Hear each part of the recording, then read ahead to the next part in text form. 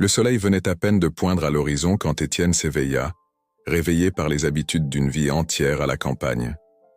Son corps connaissait le rythme de la terre avant même que son esprit ne puisse enregistrer le nouveau jour. Il étira son dos fatigué, sentant chaque vertèbre se plaindre des années de dur labeur. Le café noir chauffait sur le poêle à bois, pendant qu'il enfilait sa chemise de flanelle délavée et ses bottes usées qui connaissaient chaque centimètre de cette propriété. Il n'y avait aucune hâte dans ses mouvements. La solitude lui avait appris à occuper le temps avec des gestes calculés, presque rituels. Il mangea un morceau de pain de la veille et but son café à petites gorgées, observant par la fenêtre l'aube peindre en or les champs qui s'étendaient à perte de vue. C'est alors qu'il entendit un grincement lointain, irrégulier, qui n'appartenait pas à la symphonie habituelle de la ferme. Il fronça les sourcils. Le son venait de la direction de l'ancienne cabane à outils abandonnée, près de la limite de la propriété. Il posa son chapeau usé sur son front, prit sa carabine par précaution et sortit, laissant la porte entr'ouverte. Le chemin était familier, mais Étienne marchait avec prudence, observant le mouvement des hautes herbes qui se courbaient sous le vent du matin. Le grincement devenait plus net, une planche desserrée probablement. Mais il y avait quelque chose de différent dans le rythme, quelque chose qui ne semblait pas être causé uniquement par le vent. Son intuition, affûtée par des décennies à la campagne, lui disait qu'il n'était pas seul. La cabane apparut devant lui, petite et abandonnée, avec des murs tachés par le temps et des toiles d'araignée couvrant les coins. La porte était légèrement ouverte, se balançant au gré du vent, produisant ce grincement qui l'avait alerté. Étienne s'approcha lentement, poussant la porte avec le canon de sa carabine. La pénombre à l'intérieur était dense, mais pas assez pour cacher la silhouette recroquevillée dans le coin le plus éloigné. Un instant, il crut voir un animal blessé qui avait cherché refuge. Puis la silhouette bougea, et il réalisa que c'était une jeune femme. Elle portait une robe simple, sale et déchirée, et ses poignets étaient liés par une corde épaisse. Ses yeux, grands et effrayés, reflétaient la lueur dorée qui s'échappait par une fente dans le mur. Étienne sentit l'air de la cabane lourd et humide, presque solide dans ses poumons. Il y avait une odeur de moisi mêlée à la poussière, mais aussi une légère odeur de sueur et de peur. Il laissa la carabine contre le mur et s'approcha lentement, comme il le ferait avec un animal effrayé. « Je ne vous ferai pas de mal », dit-il d'une voix basse et rauque par manque d'usage. Les mots sonnaient étranges, comme s'il parlait une langue qu'il avait oubliée. La jeune femme ne répondit pas, mais ses yeux ne quittèrent pas les mouvements d'Étienne. Il y avait en eux un mélange déconcertant de terreur et de résignation, comme si elle avait déjà vu le pire que le monde pouvait offrir. La corde à ses poignets était usée, mais solide, marquée par des tentatives inutiles de libération qui avaient laissé sa peau à vif.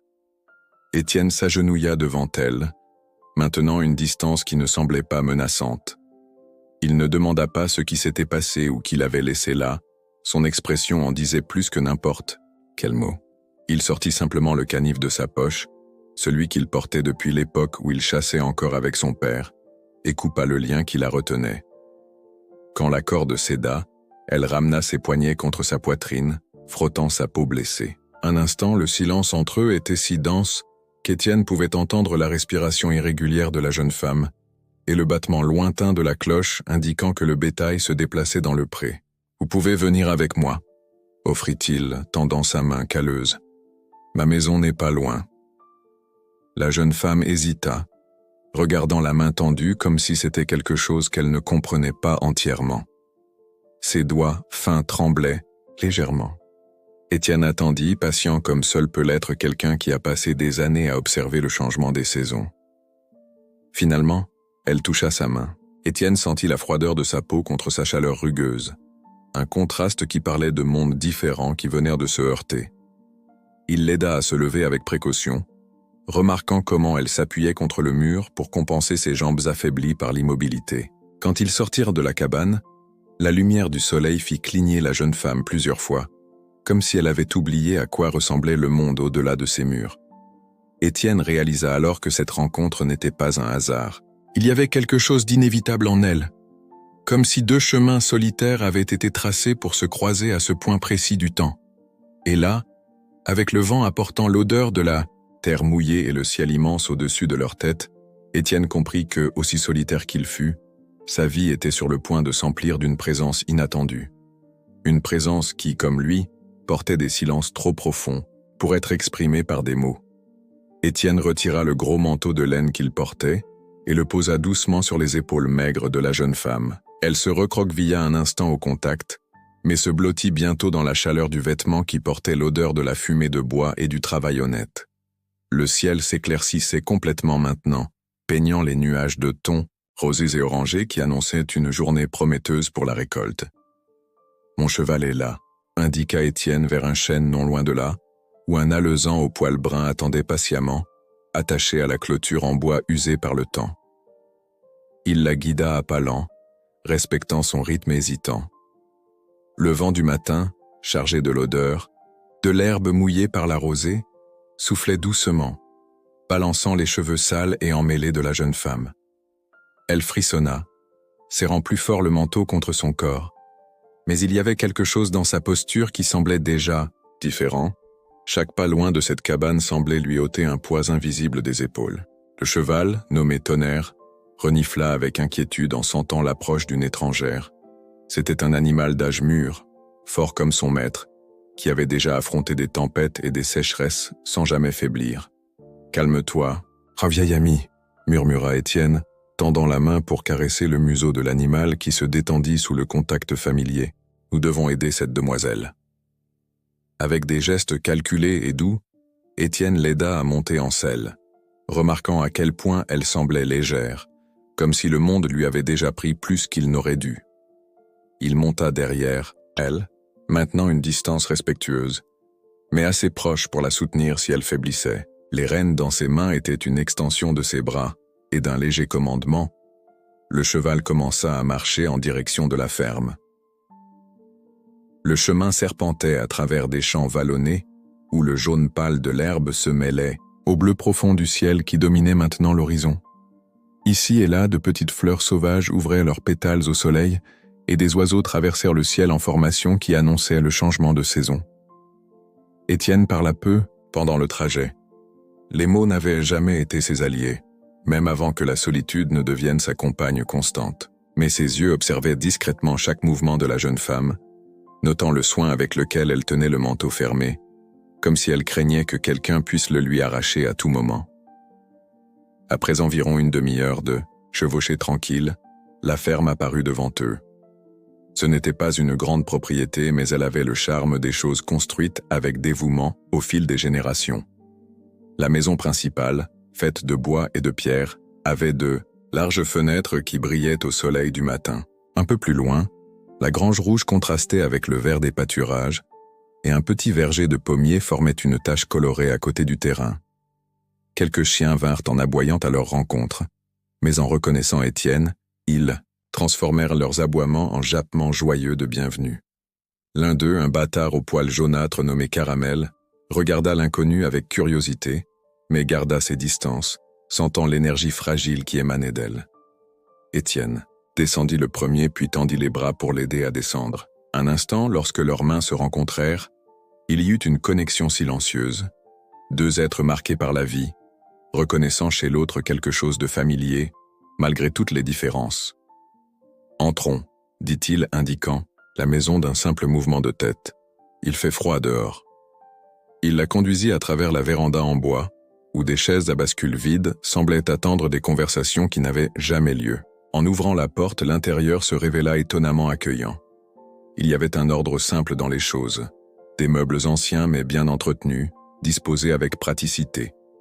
Quelques photographies encadrées sur le mur montraient des visages souriants de personnes qui n'étaient plus là, gardant des souvenirs de temps qu'Étienne mentionnait rarement. Il la guida jusqu'à la cuisine, le cœur de la maison, où l'odeur de café fraîchement passé et de pain chaud emplissait l'air. C'était une pièce spacieuse, avec une table en bois massif au centre et un poêle à bois qui maintenait l'atmosphère, agréablement chaude, même les jours les plus froids. « Asseyez-vous », offrit-il en tirant une chaise pour elle. « Je vais chercher quelque chose à manger. » Pendant qu'Étienne se déplaçait dans la cuisine, prenant une tasse, le pain et la cafetière, la jeune femme observait chaque détail autour. tel avec des yeux attentifs, comme si elle mémorisait des voies d'évasion.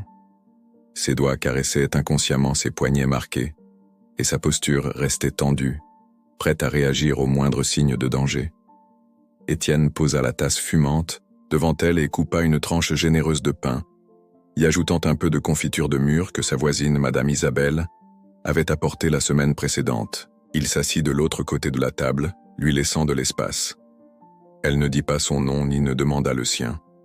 Elle but simplement le liquide chaud en silence, tandis que ses doigts tremblants se réchauffaient sur la tasse en céramique. Le café descendait chaud dans sa gorge, redonnant vie à un corps qui semblait avoir oublié ce que c'était que de ressentir autre chose que la peur. Chaque bouchée de pain était petite et prudente, comme si elle n'était pas habituée à des repas réguliers.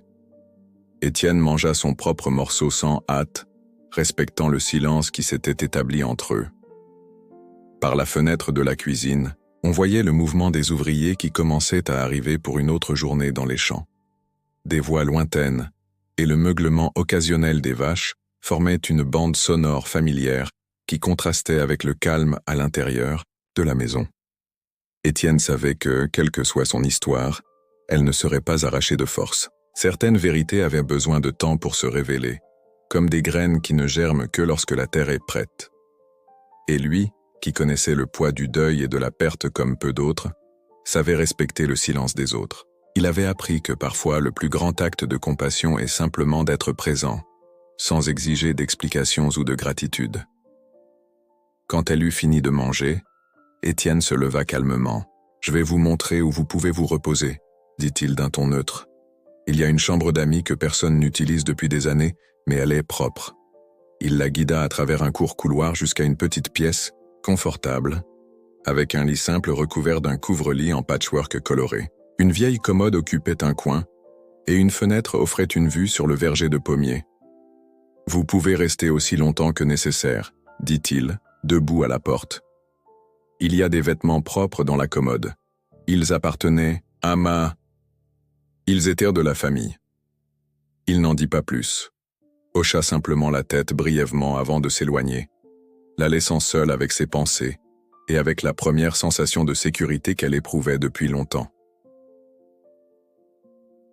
Laissé, jour suivant, la ferme devint un lieu de routine silencieuse, ponctué uniquement par les sons naturels de la campagne et l'occasionnel dialogue bref et nécessaire.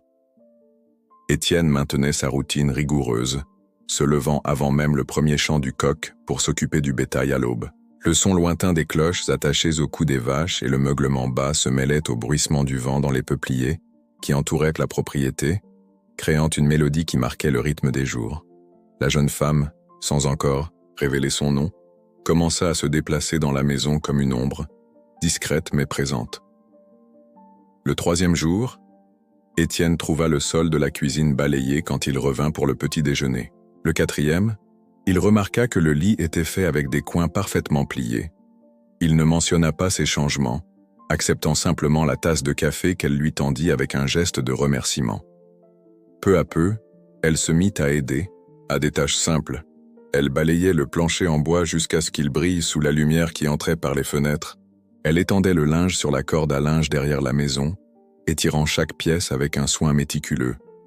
Elle remplissait des seaux au puits, les portant avec des bras qui gagnaient en force chaque jour. Elle travaillait toujours, en silence, évitant les regards directs, comme si elle avait appris à la dure à passer inaperçue. Étienne observait ces petits changements avec une attention discrète. Il remarquait ses gestes, la façon dont elle lissait le tissu de la robe reprisée qu'elle avait trouvée dans la commode, comme pour essayer d'effacer les marques d'un passé dont elle ne voulait pas se souvenir. La façon dont elle se recroquevillait lorsque des coups de tonnerre lointains annonçaient une tempête. Comment elle observait l'horizon avant le coucher du soleil, avec un mélange de soulagement et d'appréhension, comme si elle attendait quelqu'un qui ne viendrait pas, ou craignait peut-être quelqu'un qui pourrait apparaître. Les ouvriers saisonniers de la ferme, des hommes et des femmes des environs qui venaient pour la récolte, regardaient l'inconnu avec curiosité, mais savaient ne pas poser de questions. Julien, le contremaître qui travaillait pour Étienne depuis plus d'une décennie, avait tenté de satisfaire sa curiosité une seule fois. « Qui est-ce là, demoiselle ? Monsieur Étienne » demanda-t-il alors qu'ils vérifiaient ensemble la clôture du pâturage nord. Quelqu'un qui a besoin de paix, répondit Étienne, d'un ton qui mettait fin à la conversation. Julien hocha la tête, comprenant. Sur ces terres, chacun portait ses propres histoires et cicatrices. Le respect du silence d'autrui était l'une des lois non écrites qui maintenaient la communauté unie. Les semaines passèrent, apportant avec elles la chaleur croissante qui annonçait l'été. Les matinées commençaient plus tôt, avec le soleil se levant en explosions de rouge et d'orange qui teintèrent les champs. Les journées s'étiraient en heures dorées qui semblaient interminables, remplies du travail constant que la terre exigeait. Étienne ne demandait rien mais, d'une certaine manière, il offrait des réponses dans les interlignes du quotidien. Il laissait sur la table une tranche de pain supplémentaire quand il remarquait qu'elle avait moins mangé au dîner. Il allumait la lampe à pétrole dans le couloir pendant la nuit, la laissant brûler jusqu'à l'aube pour qu'elle n'ait pas peur de l'obscurité. Il ramenait du village des livres qu'il posait discrètement dans le salon, remarquant comment certains disparaissaient pendant des jours avant de réapparaître exactement au même endroit. Un matin, en passant par le verger, Étienne vit la jeune femme agenouillée près des pommiers, les doigts enfoncés dans la terre humide tandis qu'elle plantait des plants de romarin et de menthe que quelqu'un avait laissés au marché du village. Ses mouvements étaient trop précis et experts, comme si la mémoire de son corps avait survécu à tout traumatisme que son esprit avait pu subir. En remarquant sa présence, elle ne sursauta pas comme avant, continua simplement son travail, se laissant observer. C'est alors qu'Étienne perçut la transformation subtile qui s'opérait. La confiance ne naissait pas de grands gestes ou de déclarations, mais de ces petits moments où la garde baissait un instant, où la vulnérabilité ne signifiait pas danger, mais possibilité. L'après-midi, en revenant de l'inspection des champs de maïs avec Julien, Étienne trouva la table mise pour le déjeuner. Ce n'était pas un repas élaboré. Juste du riz, des haricots et un peu de viande séchée revenue avec du manioc, mais le soin avec lequel il avait été préparé en disait plus que des mots. Ils mangèrent en silence, mais c'était un silence différent maintenant, non plus chargé de tension mais confortable comme une vieille couverture par une nuit froide. « C'est bon », dit Étienne après la première bouchée, des mots rares qui firent se soulever un instant le coin de ses lèvres, presque un sourire qui n'arriva pas à se former complètement.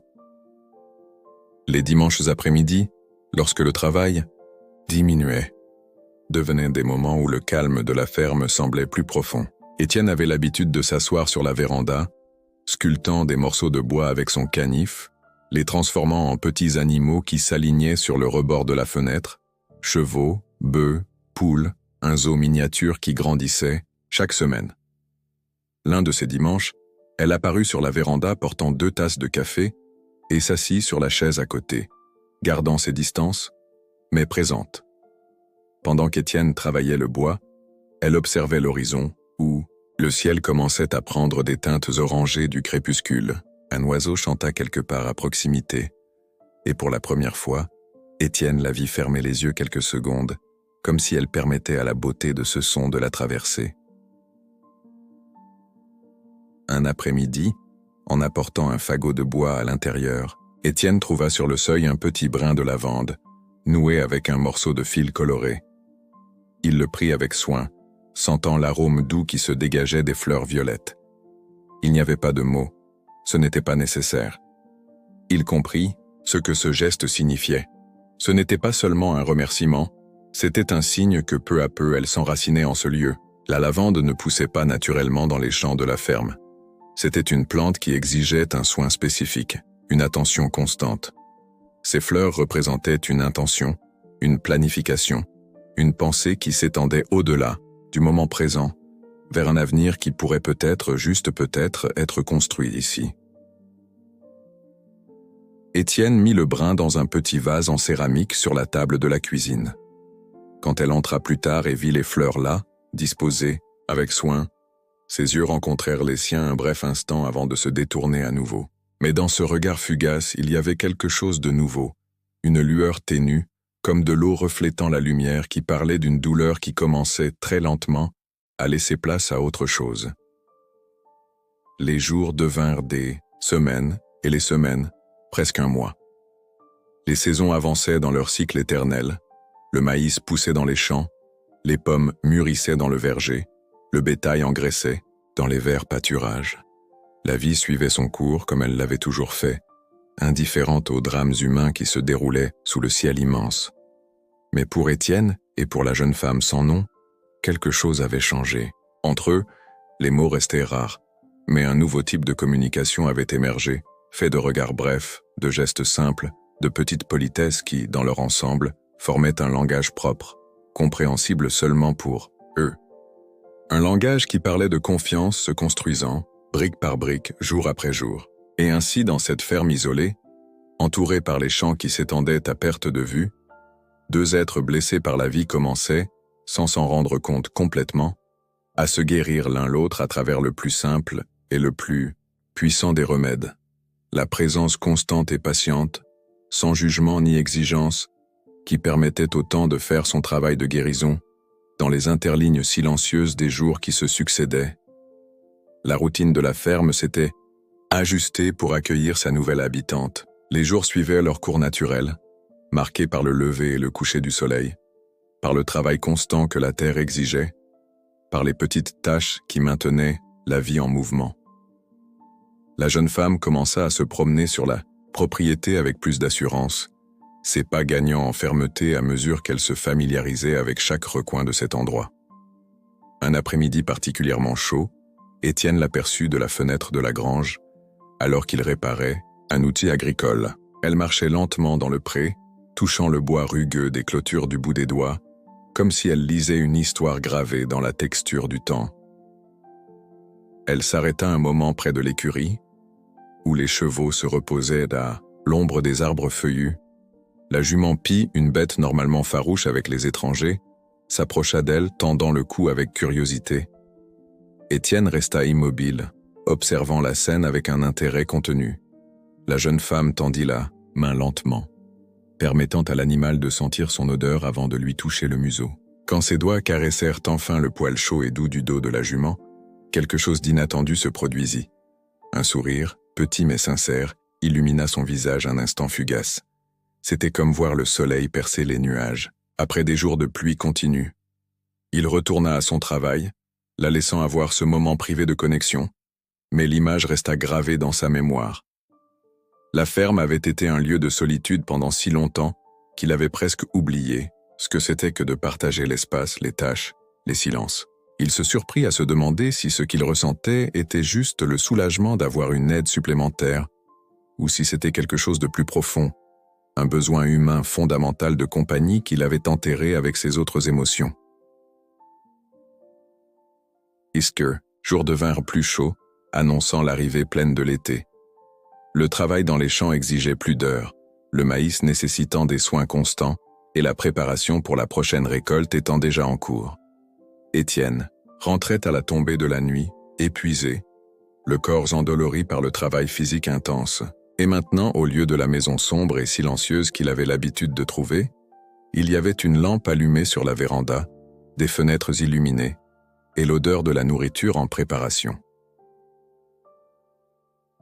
Un matin, alors qu'il réparait la roue cassée du chariot à bœufs sous le soleil de plomb, il sentit une ombre se projeter sur lui.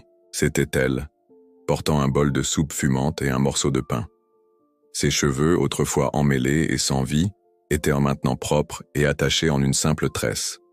La robe, une des anciennes qu'elle avait trouvées dans la commode, avait été ajustée pour mieux convenir à son corps fragile. Mais ce fut un autre changement qui capta l'attention d'Étienne. Ses yeux, auparavant toujours baissés ou vigilants, le regardèrent maintenant directement. Elle posa le bol sur le banc en bois voisin. « Je m'appelle Claire », dit-elle, la voix basse mais ferme, comme si elle testait le son de ses propres mots après un long silence. Étienne hocha la tête, s'essuyant les mains pleines de graisse sur un chiffon. « Étienne », répondit-il simplement, bien qu'il sût qu'elle avait dû entendre son nom être appelé par les ouvriers d'innombrables fois. « Je sais », dit-elle, le coin des lèvres se soulevant légèrement. « Merci pour la soupe. » Étienne prit le bol, sentant la chaleur traverser la terre cuite jusqu'à ses mains calleuses. L'arôme de légumes frais et d'herbes du jardin qu'elle avait commencé à cultiver se mêlait à l'odeur de terre et de métal qui l'entourait. « Merci », dit-il, sentant l'étrangeté du mot dans sa bouche. Cela faisait longtemps qu'il n'avait pas eu de raison de remercier. Claire ne s'éloigna pas immédiatement. Elle resta là, l'observant manger, comme si elle voulait s'assurer que la nourriture était à son goût. Il y avait quelque chose de différent dans sa posture maintenant, un peu plus droite, plus présente. « La jument », dit-elle, le surprenant par la continuité de la conversation. « Elle a un nom ?»« Étoile », répondit-il entre deux cuillerées, à cause de la tache blanche sur son front. Claire hocha la tête, gardant cette information comme quelque chose de précieux. « Elle est gentille. »« Pas toujours. » Étienne sourit légèrement. « Elle a un fort caractère. Elle choisit qui elle aime. » Quelque chose brilla dans ses yeux, la compréhension, peut-être l'identification. « Je peux aider à m'occuper d'elle ?» C'était la première fois qu'elle demandait quelque chose directement, qu'elle exprimait un désir propre au lieu de simplement répondre aux besoins des autres. « Bien sûr, » répondit Étienne. « Elle a l'air de t'apprécier. » À partir de ce jour, Claire intégra de nouveaux rituels à sa routine. Chaque matin, avant même que le soleil ne soit complètement levé, elle se rendait à l'écurie avec une pomme ou une carotte pour Étoile. Elle parlait à voix basse à l'animal en brossant son poil. Des mots qu'Étienne ne pouvait pas entendre, mais qui semblaient couler plus facilement que ceux adressés aux humains. La ferme, qui semblait autrefois trop grande pour Étienne seul, commençait à se remplir de la présence de Claire. Il y avait maintenant de petits signes d'elle partout, un vase avec des fleurs sauvages sur la table de la cuisine, des vêtements colorés se balançant sur la corde à linge à l'arrière, l'odeur du pain frais qu'elle avait appris à faire avec Madame Isabelle, la voisine qui passait occasionnellement pour échanger des recettes et, Étienne le soupçonnait, pour satisfaire sa curiosité sur la nouvelle venue. Claire se mit à rire doucement quand Caramel, le chien de la ferme, essayait de voler du pain sur la table pendant que personne ne regardait et à parler aux poules en ramassant les œufs, leur donnant des noms et des personnalités, de petits plaisirs quotidiens qui, pour quelqu'un qui avait connu le pire de l'humanité, semblaient des miracles journaliers. Il y avait encore des ombres dans ses yeux, des moments où un bruit soudain la faisait se figer, ou des nuits où Étienne entendait des pas agités dans le couloir. Mais ces ombres n'étaient plus la première chose que l'on voyait en la regardant. Il y avait maintenant une lumière croissante, fragile comme la flamme d'une bougie mais persistante. Étienne, qui vivait avec l'âme fermée depuis la perte de sa femme 5 ans plus tôt, sentit quelque chose bouger en lui, comme une porte qui, après des années coincées, commence à céder sous une pression douce et constante. Ce n'était pas seulement la présence d'une autre personne qui changeait la dynamique de la ferme, c'était le type spécifique de présence que Claire représentait. Quelqu'un qui comprenait la douleur sans avoir besoin de la nommer, qui respectait le silence parce qu'elle l'habitait aussi. Un soir, après le dîner, alors qu'elle faisait la vaisselle et qu'il essuyait, une nouvelle routine qu'ils avaient, établie sans discussion, Claire se mit à fredonner doucement, une mélodie simple et douce qui semblait venir de quelque part de lointain dans sa mémoire. Sa voix, hésitante au début, gagna en confiance peu à peu, remplissant la cuisine de notes qui dansaient entre eux comme de la poussière éclairée par le soleil. Étienne ne commenta pas, ne voulant pas briser le charme du moment, mais il sentit quelque chose de chaud s'étendre dans sa poitrine, une sensation qu'il avait oubliée, comme un muscle longtemps inutilisé, qui est soudainement appelé à travailler à nouveau. Ça faisait un peu mal, mais c'était une bonne douleur, comme celle qui vient après une journée de travail honnête. C'est alors qu'il réalisa. Lui et Claire changeaient tous les deux, imperceptiblement, jour après jour, comme des plantes qui, après un hiver rigoureux, commencent à montrer les premiers signes de vie nouvelle. C'était un processus lent, plein de recul et d'avancées, mais indéniable. La musique se termina, et elle le regarda par-dessus son épaule, comme si elle venait seulement de se rendre compte qu'elle avait chanté à voix haute. Au lieu de se renfermer, comme elle l'aurait fait des semaines auparavant, elle soutint son regard avec une question silencieuse. « Elle est jolie, » dit-il simplement. « La chanson. » Claire sourit, un vrai sourire qui atteignit ses yeux, transformant son visage. « Ma grand-mère la chantait, » expliqua-t-elle, « quand j'étais petite. C'était un bon souvenir, une ancre dans un passé qui existait avant la douleur, et Étienne comprit la préciosité de ce partage. Ce soir-là, alors que les étoiles apparaissaient dans le ciel clair au-dessus de la ferme, quelque chose avait changé pour toujours entre eux, un pacte silencieux de confiance, scellé par une chanson et un sourire. Les rumeurs commencèrent, comme de petits ruisseaux qui peu à peu se transforment en rivières tumultueuses. Le village de Saint-Martin, à une demi-heure de cheval de la ferme d'Étienne, était comme la plupart des communautés rurales, uni dans la solidarité lorsque nécessaire, mais aussi un terrain fertile pour les spéculations et les commérages. La présence de Claire à la ferme ne passa pas inaperçue longtemps. D'abord, ce furent les travailleurs saisonniers qui rapportèrent des histoires, fragmentées à leur famille. Puis les questions voilées de Madame Isabelle lors de ses visites, avec une curiosité à peine dissimulée derrière les recettes échangées et les douceurs offertes. Ensuite, les regards des commerçants quand Étienne allait au village, chercher des provisions. Et finalement, les chuchotements qui cessaient brusquement quand il entrait dans l'épicerie de Monsieur Dubois ou à l'entrepôt de la coopérative. On dit que c'est une étrangère, commenta quelqu'un, assez fort pour qu'Étienne l'entende alors qu'il sélectionnait des semences pour le prochain semis. Apparue de nulle part, sans famille, sans passé, ajouta une autre voix. Qui sait ce qu'elle a fait avant d'arriver ici?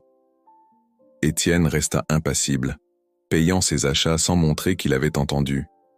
Il n'était pas homme à donner des explications sur sa vie, et il n'allait pas commencer maintenant. Claire était son affaire, et seulement la sienne. Pendant quelques semaines, il réussit à se tenir à l'écart des spéculations, se concentrant sur le travail qui ne finissait jamais à la ferme.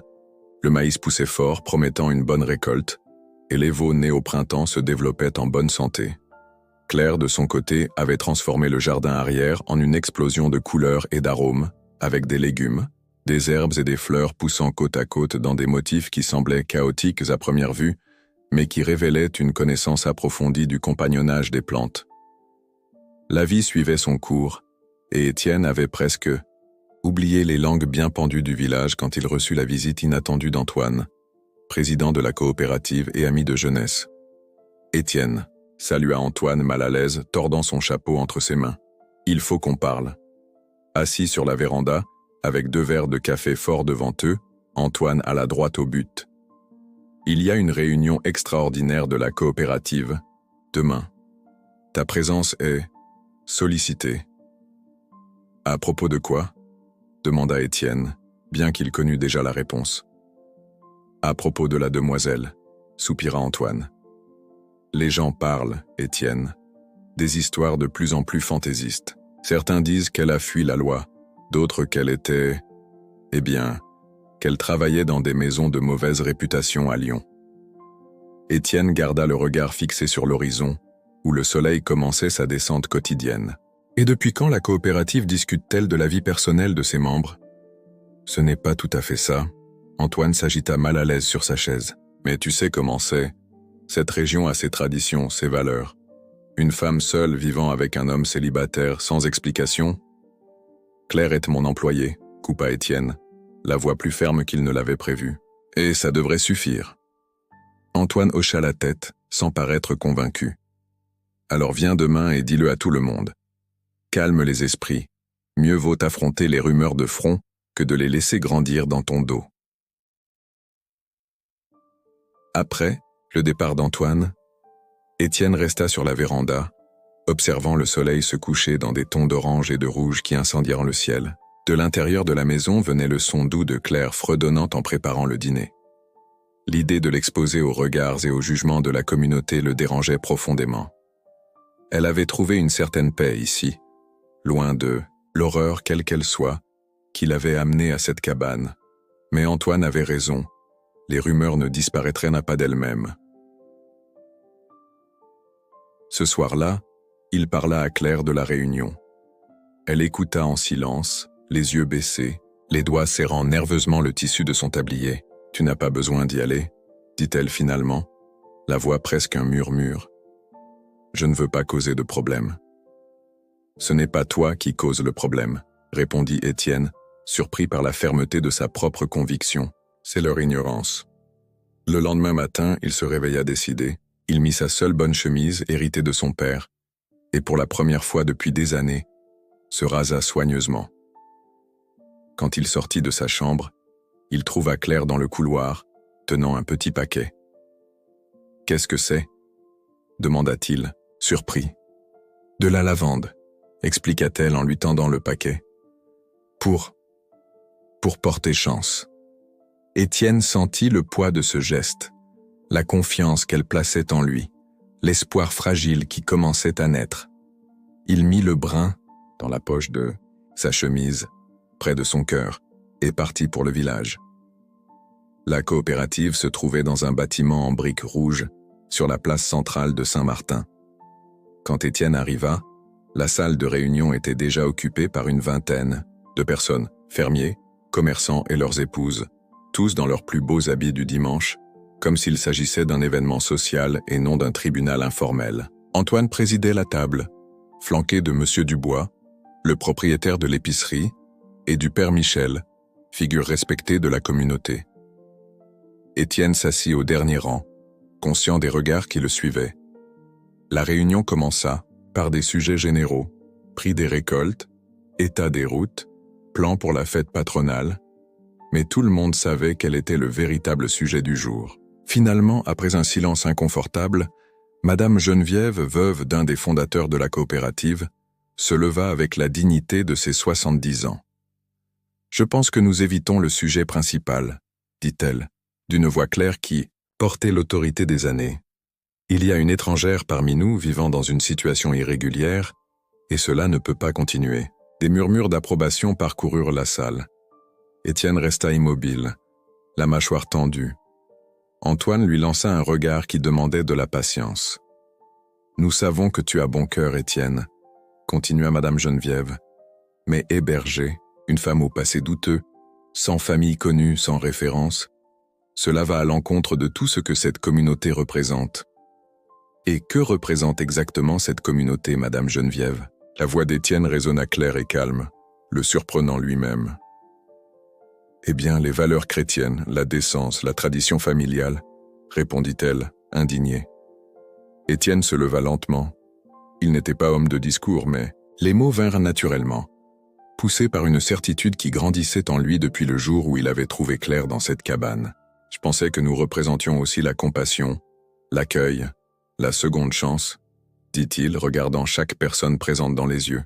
« Ce n'est pas ce que j'ai appris de mon père, et de son père avant lui. Ce n'est pas ce que j'ai vu quand la sécheresse de 87 a failli anéantir toutes les fermes, et que nous nous sommes unis pour survivre.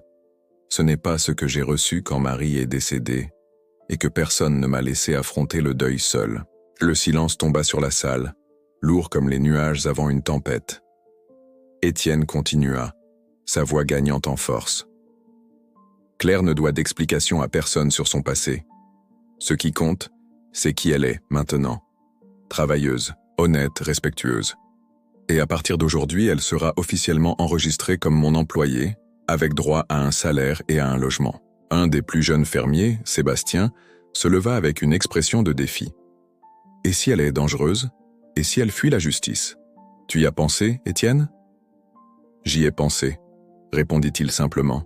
« Et j'ai décidé de faire confiance à ce que je vois, pas à ce que j'imagine. » Monsieur Dubois, qui était resté silencieux jusqu'alors, s'éclaircit la gorge. Étienne a toujours été un homme de parole et de bon jugement. S'il dit que la demoiselle est de confiance, cela devrait nous suffire. Le père Michel hocha lentement la tête. Notre communauté a été fondée par des gens qui cherchaient un nouveau départ. Ce serait de l'hypocrisie de le nier à d'autres. La réunion se poursuivit encore un peu, avec des opinions partagées, mais le ton avait changé. Quand elle se termina enfin, Antoine s'approcha d'Étienne. « Tu as fait ce qu'il fallait, » dit-il en serrant l'épaule de son ami. « Mais tu sais que les rumeurs ne s'arrêteront pas complètement, n'est-ce pas ?»« Je sais, » répondit Étienne. « Mais maintenant, elle a une place officielle, une position. Ça compte. » Sur le chemin du retour à la ferme, Étienne se sentait étrangement léger, comme s'il s'était débarrassé d'un poids qu'il ne savait même pas porter. Le geste public n'avait pas été planifié, mais il sentait qu'il était absolument nécessaire. non seulement pour protéger Claire, mais pour affirmer devant lui-même et tous les autres qu'elle était devenue une partie importante de sa vie.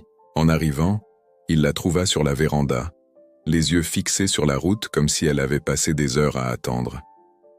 Quand il descendit de cheval, elle ne demanda rien, mais son regard contenait toutes les questions.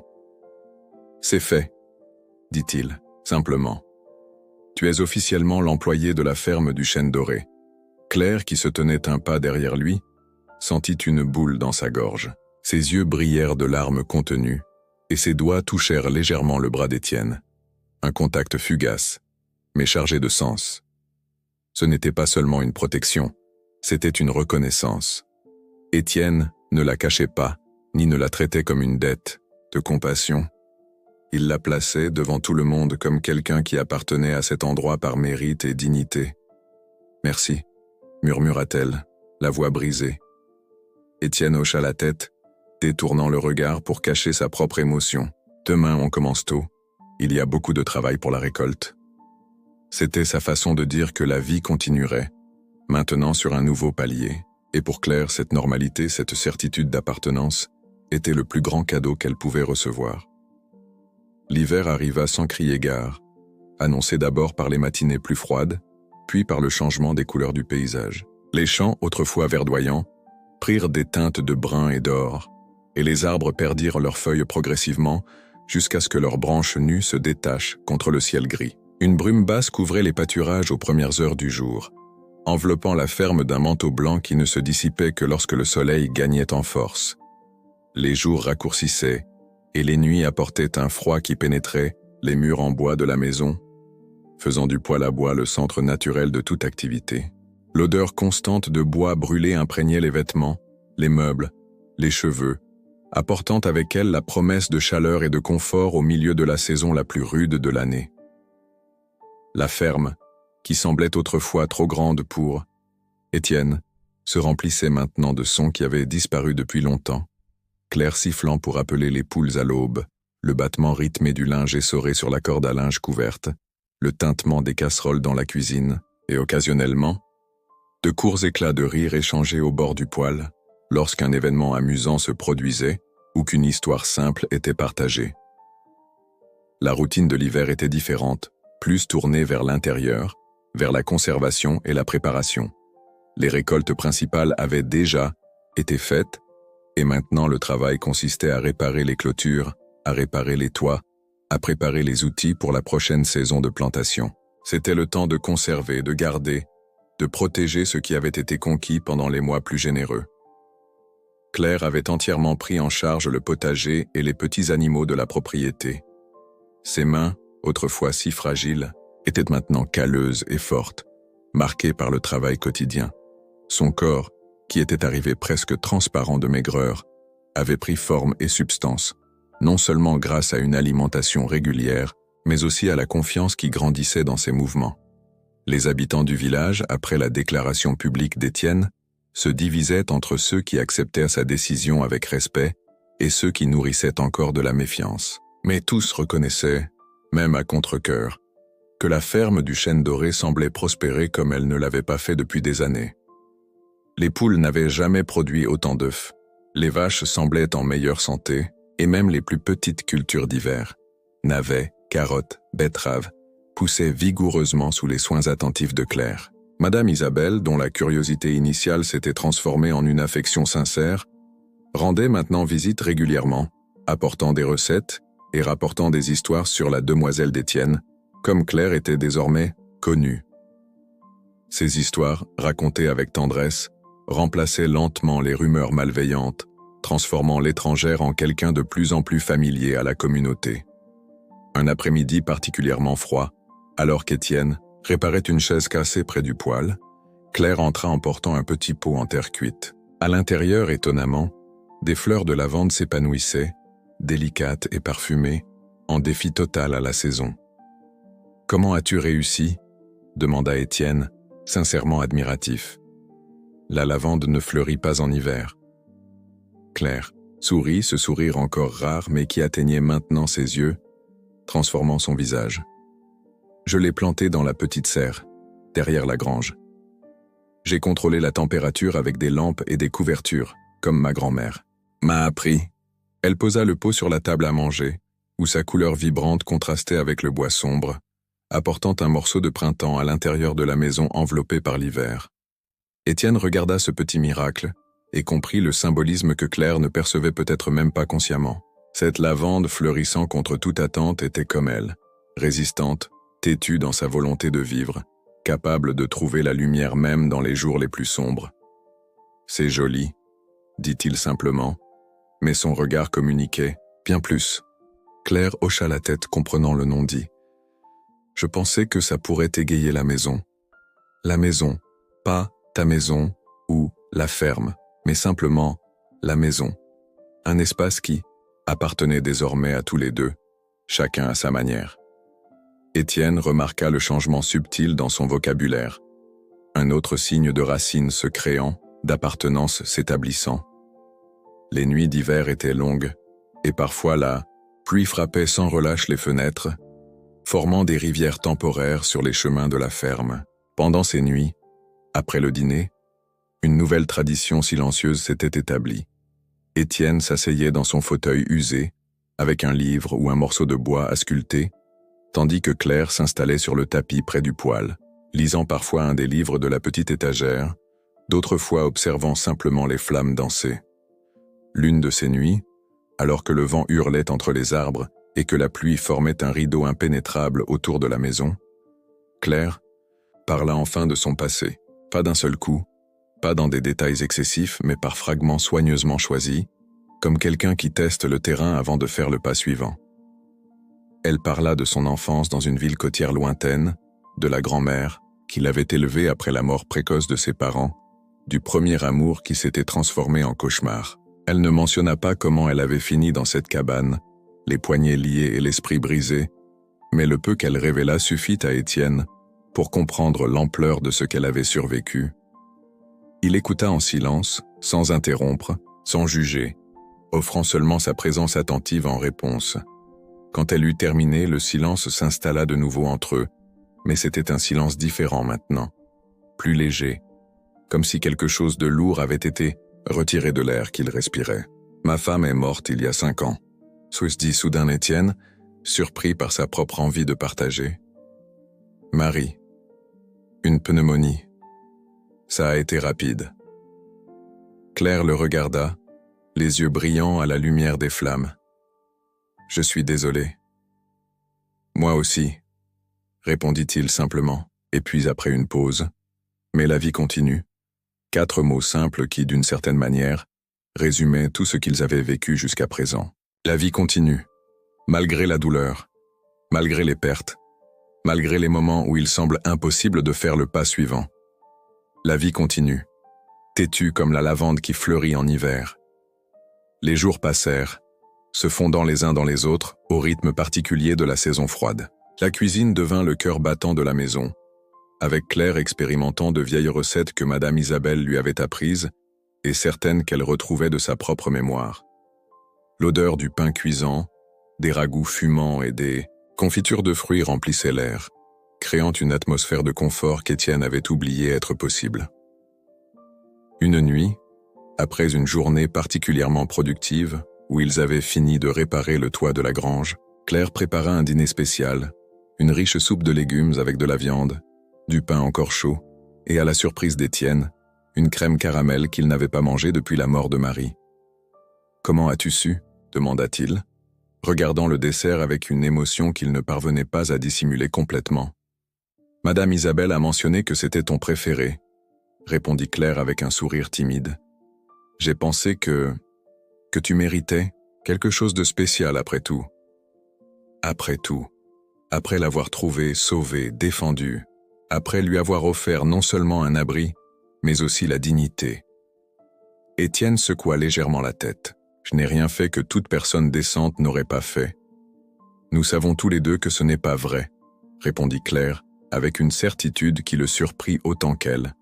« La plupart m'auraient laissé là, ou livré aux autorités, ou exigé quelque chose en échange de l'aide. » Le regard qu'ils échangèrent alors était chargé de reconnaissance mutuelle, de compréhension des choix qui les avaient amenés à ce moment. assis l'un en face de l'autre par une froide nuit d'hiver, partageant non seulement un repas, mais une vie reconstruite. Un dimanche après-midi, alors que le ciel s'était momentanément éclairci entre deux tempêtes, Étienne observa Claire par la fenêtre du salon. Elle marchait dans la cour, vérifiant les tuiles qu'ils avaient réparées, ajustant la couverture improvisée qui protégeait le bois de l'humidité.